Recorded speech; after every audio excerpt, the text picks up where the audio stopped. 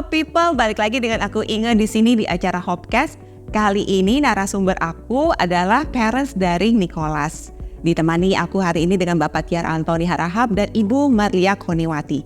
Seperti biasa, sebelum kita mulai, aku akan memberikan box House of Hope ini untuk Bapak dan Ibu menuliskan harapan-harapannya untuk anak-anak IBK in general, atau mungkin ada harapan-harapan untuk Nicholas sendiri.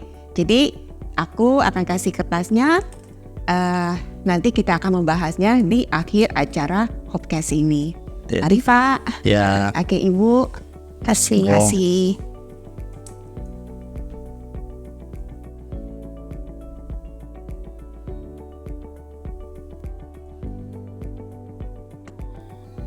Oke, boleh dikembalikan ke sini dulu, Pak. Terima kasih, Terima Bu. kasih. Thank you. Kasih. Oke, Bapak sama Ibu boleh diceritakan diagnosa dari dokter untuk Nicholas itu bagaimana ya awalnya? Diagnosa awal dari dokter cerebral palsy. Jadi kelumpuhan otak cerebral palsy.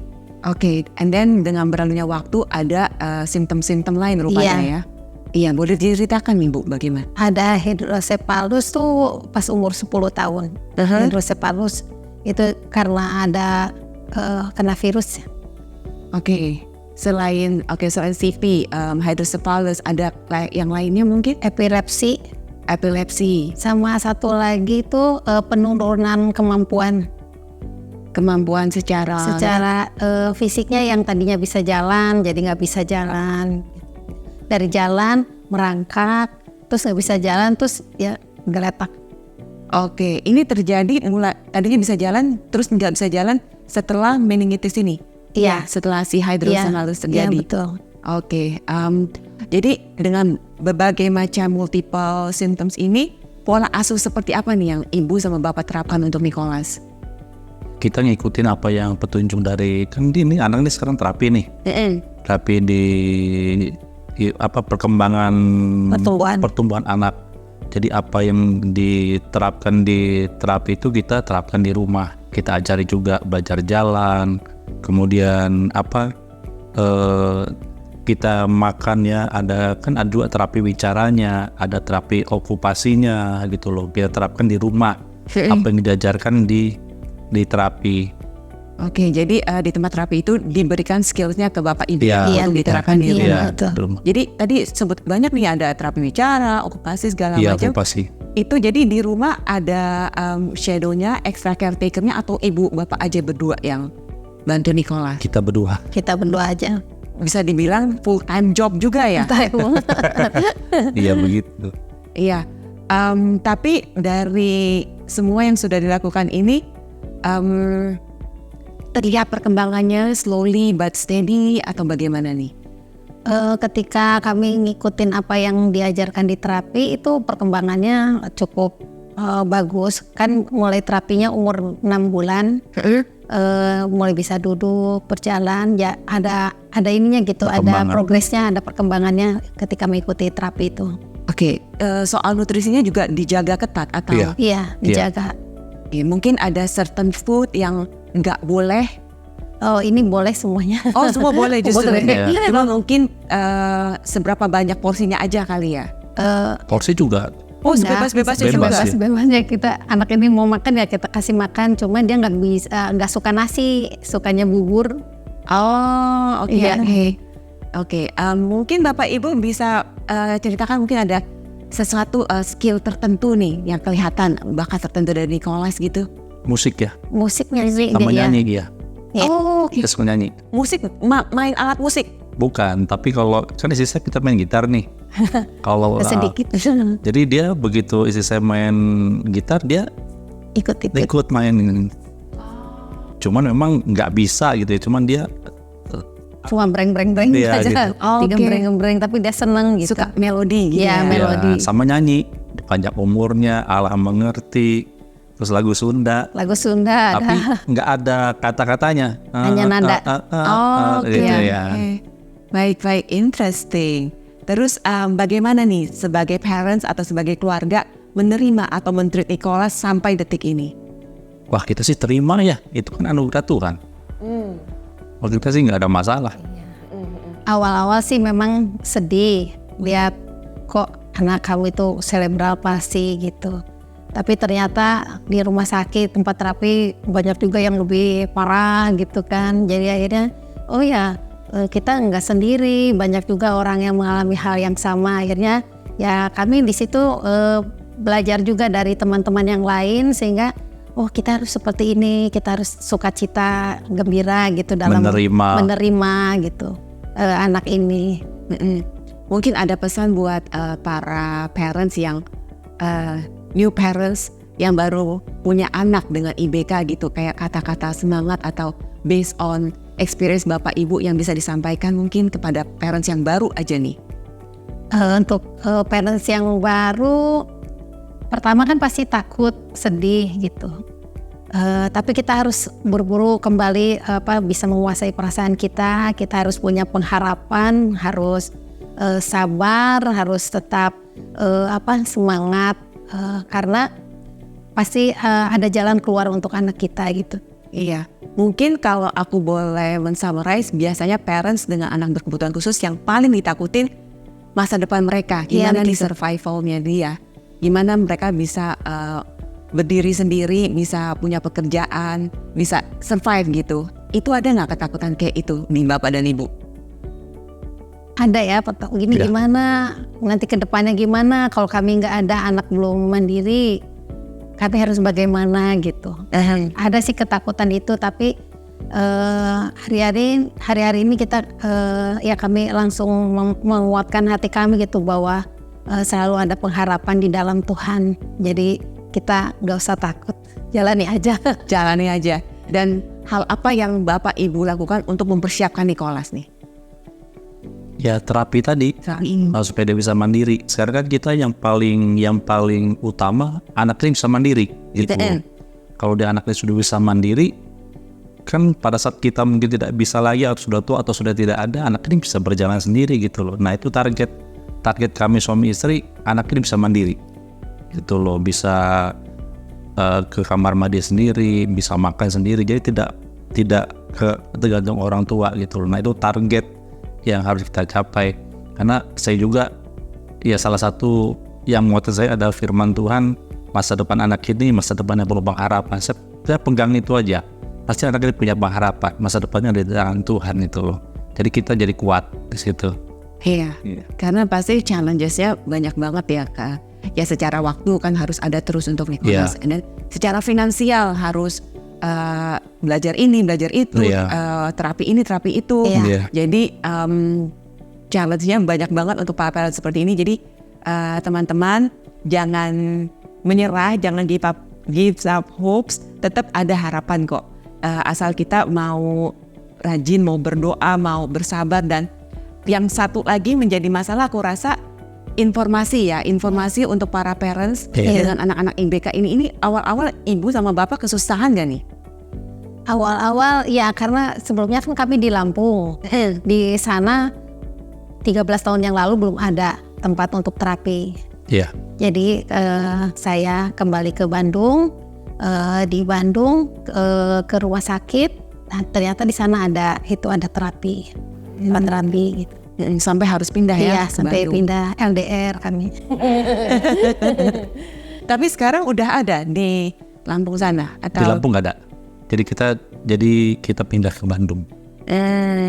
Istri ya, saya tetap di Lampung karena saya di Lampung. Bekerja, masalah. Oke, baik.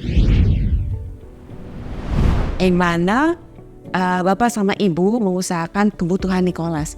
Karena kan pastinya secara finansial butuh ekstra nih. Ya, bagaimana Bapak sama Ibu mensiasati hal ini? Mengetahui kan masih bertahun-tahun nih ke depan. Iya. Kita mengupayakan maksimal aja. Ya kita tergantung sama Tuhan aja, apa Tuhan gitu loh. Cuman ya kita percaya semua kebutuhan kita pasti dipenuhi Tuhan. Karena memang kerjaan saya kan swasta, jadi tidak ada terima tiap bulan gitu loh.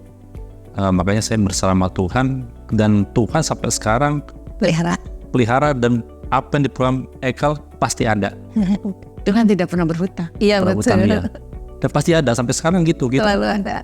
Begitu kalau ada apa-apa, ada aja gitu loh. Ada pertolongan Tuhan.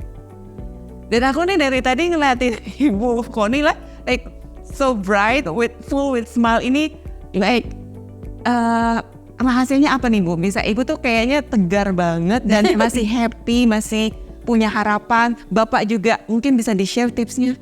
Apakah mungkin tiap hari berdoa pagi-pagi dulu, recharge your energy dulu atau gimana nih? Nah itu dia kuncinya, pagi-pagi berdoa dulu. Itu juga, ya. oke. Begitu bangun pagi mengucap syukur, memuji Tuhan, berdoa, minta kekuatan, pertolongan untuk sepanjang hari, gimana menghadapi menghadapi banyak masalah, bagaimana merawat anak kami kan gitu. Iya.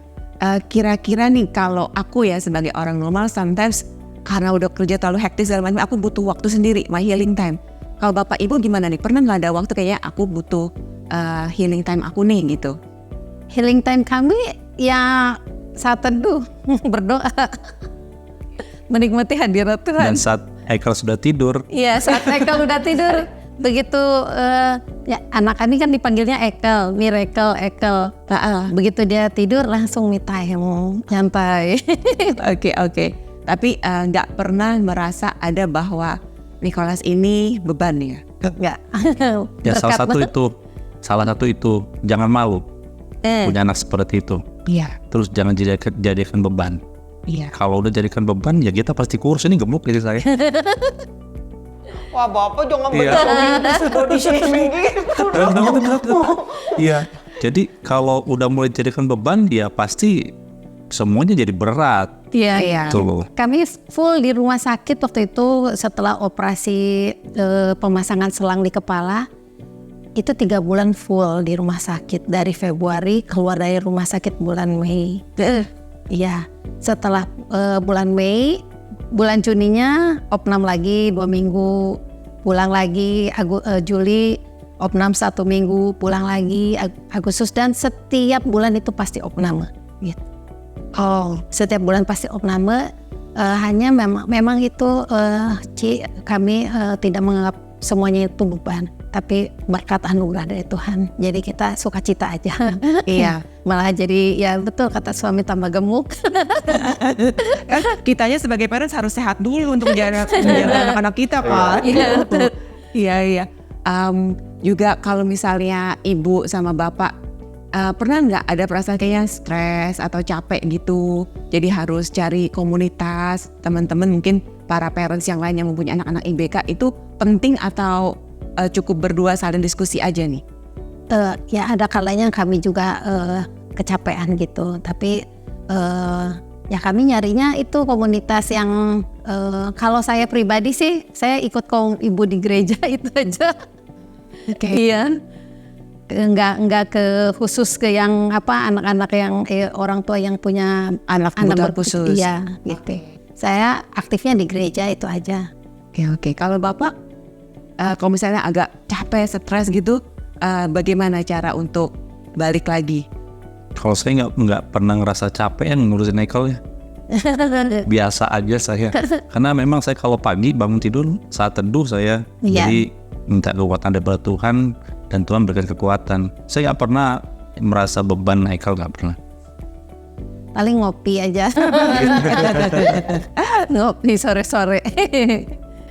That's good. Jadi kembali ke mindset ya, jangan jadikan itu beban. Because sometimes banyak parents yang aku tahu yang merasa bahwa kalau punya anak dengan kebutuhan khusus kayak menjadi sebuah aib atau menganggap bahwa aduh dosa apa aku dosa apa nih gitu, sampai aku punya anak kayak gini. Banyak yang mikirnya kayak gitu kan. Iya benar. Iya kan, jadi kalian harus mengubah mindset. Jadi hope people, mindset itu penting. Jadi jalani hidup dengan happy, dengan bahagia, terus berpengharapan, day by day, do your best, dan terus leaning on God. Jadi kamu punya kekuatan ekstra. Jadi kamu juga yaitu seperti Bapak dan Ibu tidak melihat ini sebagai beban. Pelajaran apa nih yang Bapak dan Ibu dapatkan dengan kelahiran Nicholas? Kalau saya pribadi, saya tuh belajar sabar. Sebelumnya nggak sabar ya, Mbak? Sebelumnya enggak. Iya. Sebelumnya iya. Dan kalau ke anak-anak kan suka gimana ya, gitu.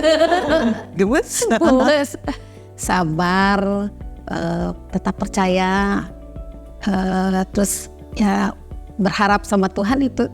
Iya. Diajarkan tentang bagaimana berharap karena pernah Nicholas ini udah mau meninggal. Ya, di ICU-nya 1 bulan waktu itu. Di usia berapa tuh? 10 tahun lebih itu yang kena hidrosefalus. Oh, oke. Jadi setelah operasi 2 kali, operasi kepala sukses, tapi dia kena bakteri paru-paru. Nah, Lever.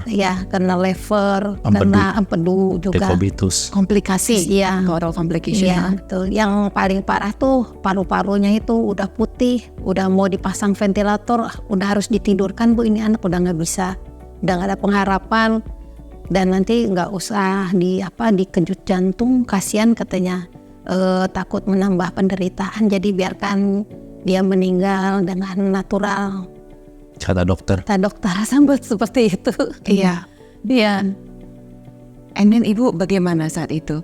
Saat itu saya dalam hati, ini bukan rancangan Tuhan seperti ini. Rancangan Tuhan itu memberikan kehidupan, damai sejahtera, bukan kecelakaan gitu. Jadi dalam hati sebetulnya setiap perkataan dokter saya tolak. Tidak ada kehidupan buat anak saya. Seperti namanya Nicholas Miracle, ada kemenangan dan ada mujizat. Saya selalu berkatakan itu. There is a will, there is a way. Oke. Ya. Terus Bu. Kita berpuasa ya. Ya, terus udah gitu kita sama-sama sehati, yuk kita doa puasa. Karena kan Tuhan juga mengajarkan ada hal yang bisa hanya dengan doa, ada hal yang bisa dilawan dengan doa dan puasa. Jadi kami berdua doa puasa selama 2 minggu. 2 minggu dipanggil dokter.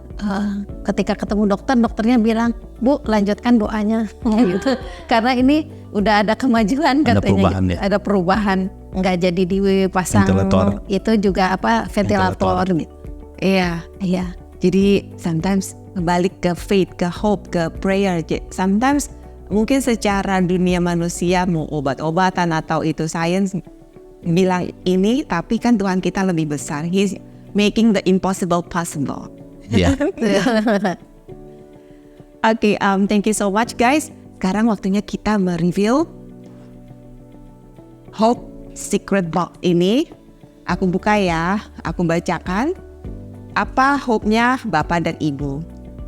Baiklah, dari Bapak Tiara, I hope harapannya supaya anak saya bisa seperti anak-anak lain. Karena di dalam Tuhan tidak ada yang mustahil. Amin. Again, dia yang bikin impossible jadi possible. Amin. He's the miracle worker. Oke, dari Ibu Koni, I hope Nicholas menjadi anak yang mandiri dengan talenta yang sudah Tuhan beri untuk menjadi berkat bagi banyak orang. Amin. Mungkin nanti jadi songwriter, jadi singer. So, thank you so much. Mungkin ada pesan-pesan buat para Hope People yang sedang mendengarkan, Ibu, Bapak, pesannya? Kalau saya bukan pesan ya, cuman pandangan saya bahwa Allah Bapa itu dengan anaknya ya seperti saya pasal itu dengan Ekel. Sekalipun Ekel secara manusia orang melihatnya ini tidak ada harapan, tapi saya tetap sayang sama Ekel sama dengan Tuhan. Tuhan mungkin melihat latar belakang saya nggak benar gitu ya, tapi Tuhan tetap sayang sama saya. Nah, saya ngeliat hati Bapa. Jadi saya sangat mendapatkan berkat karena dengan adanya Ekel itu saya mengerti hati Bapa kepada manusia. No, so sweet. Lalu, Inspiring banget. Kalau dari Ibu mungkin ada pesan-pesan buat Hope People? Kalau saya pesannya untuk Hope People tetap semangat, tetap bersabar, sukacita, pengharapan itu selalu ada. Jadi ketika kita semua mungkin ada memiliki anak yang berkebutuhan khusus, kita harus memandangnya dia spesial, dia bukan beban, tapi dia berkat buat kita, buat semua orang. Dan aku juga merasanya bahwa kalau parents yang diberikan anak-anak dengan IBK ini berarti parentsnya kuat, berarti parentsnya nih something different. Iya kan? Iya, dan contohlah Bapak Ibu ini always smile, always happy. Dan lihat ibu Connie, oh my god, gue suka banget liatnya dari tadi full smile begini. So ya, hopefully Hopcast hari ini memberikan inspirasi buat teman-teman semua. I'll see you next time di Hopcast berikutnya. Bye bye.